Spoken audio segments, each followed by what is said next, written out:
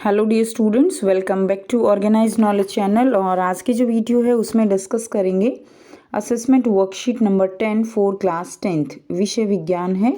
और ये वर्कशीट आपके लिए 2 नवंबर 2021 के लिए शेड्यूल की गई है।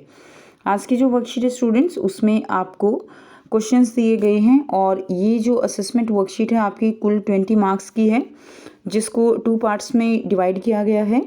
ठीक है, भाग 1 में 1 से 2 जो क्वेश्चन है वो 2-2 अंक के हैं, 3 से 4 वाले 3-3 अंक के हैं, और भाग 2 में प्रश्न संख्या जो चित्र आधारित है उसमें 5-5 अंकों के हैं।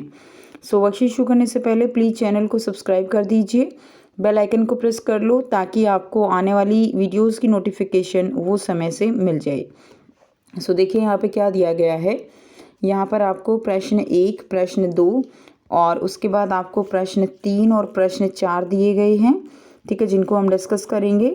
उसके बाद आपको यहाँ पर देखिए चित्र आधारित जो है प्रश्न दिए गए हैं। तो पहले हम 4 क्वेश्चन जो है उनको डिस्कस कर लेते हैं। प्रश्न 1 है, श्वसन के लिए ऑक्सीजन प्राप्त करने की दिशा में एक जलीय जीव की अपेक्षा स्थलीय जीव किस प्रकार लाभप्रद है। तो देखिए आंसर क्या लिखेंगे। जलीय जीव जल में घुली हुई ऑक्सीजन का श्वसन के लिए उपयोग करते हैं।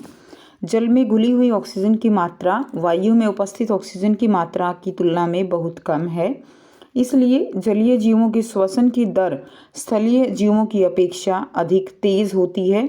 और स्थलीय जीव जो है इसमें क्या है, लाभप्रद हैं, कि उनके पास जो ऑक्सीजन है सांस लेने के लिए स्थलीय जीवों के पास वो ज़्यादा है, इसलिए उनको बहुत ज़्यादा श्वसन जो है दर उनकी नहीं होती है। नेक्स्ट देखिए प्रश्न 2 है, पचे हुए भोजन को अवशोषित करने के लिए शुद्धांत्र को कैसे अभिकल्पित किया गया है। तो पचे हुए भोजन को आंतरिकी भित्ति अवशोषित कर लेती है। शुद्धांत्र के आंतरिक स्तर पर उंगली जैसी ऐसी जो है क्या होती हैं, संरचनाएं होती हैं, अनेक प्रवर्ध होते हैं जिन्हें दीर्घरोम कहते हैं। ये अवशोषण के सतही क्षेत्रफल को बढ़ा देते हैं। तो ये जो है क्या होते हैं, इसके अंदर जो है आंतरिक स्तर पर ऐसे उंगली जैसी संरचनाएं होती हैं और इनको हम क्या कहते हैं, इनको हम दीर्घरोम कहते हैं। नेक्स्ट देखिए प्रश्न 3 है, मानव शरीर में मूत्र निर्माण तथा इसके उत्सर्जन की 3 प्रमुख प्रक्रियाएं गुच्छीय निस्यंदन, चयनित पुनरावशोषण तथा श्रावण को विस्तार पूर्वक समझाइए। तो मूत्र निर्माण में ये 3 मेन जो है प्रोसेस होते हैं। ठीक है, तो सबसे पहले क्या होता है, गुच्छीय निस्यंदन।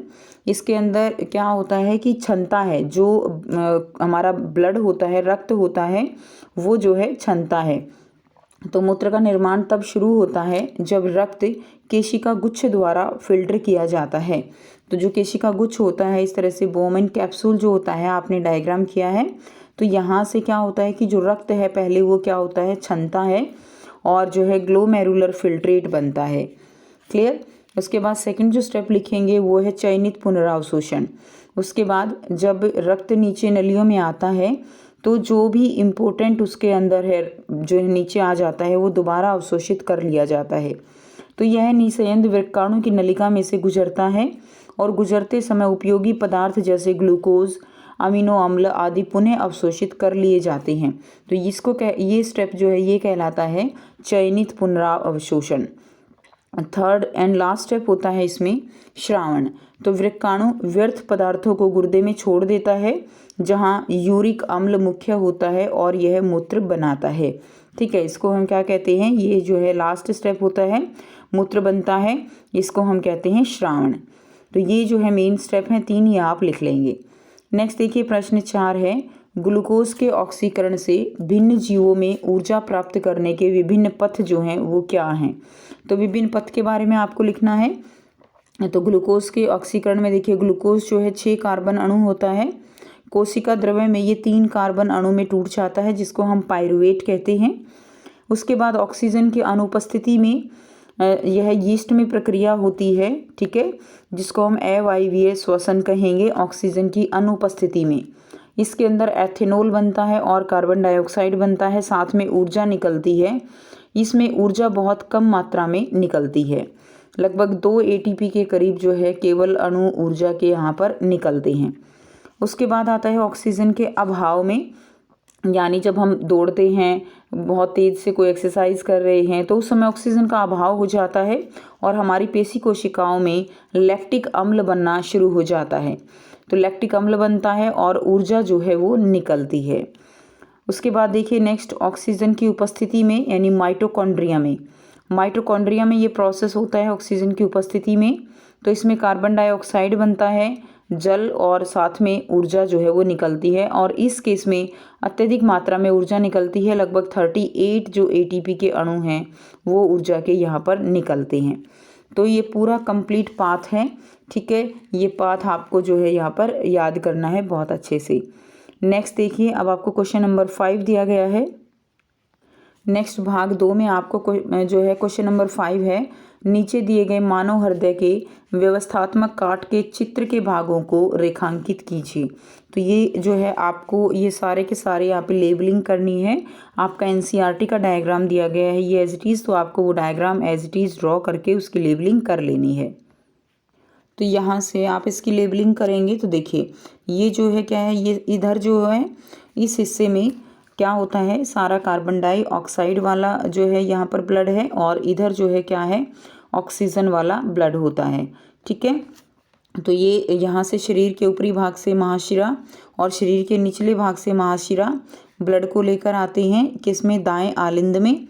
उसके बाद दाएं आलिंद से ब्लड जाता है दायां निलय में, ये हो जाएगा दायां निलय, और ये है विभाजिका जो 2 भागों में बांटती है, ठीक है। उसके बाद जो यहाँ से हमारा रक्त है वो कहाँ भेजा जाता है, वो साफ होने के लिए फुफ्फुस धमनियों में भेजा जाता है। तो ये हो जाएंगी हमारी फुफ्फुस धमनियाँ। उसके बाद देखिए रक्त जो है साफ होकर फुफ्फुस शिराओं के द्वारा बाएं आलिंद में आता है, ये हो जाएगा बायां आलिंद। बाएं आलिंद से रक्त हमारा बाएं निलय में जाता है।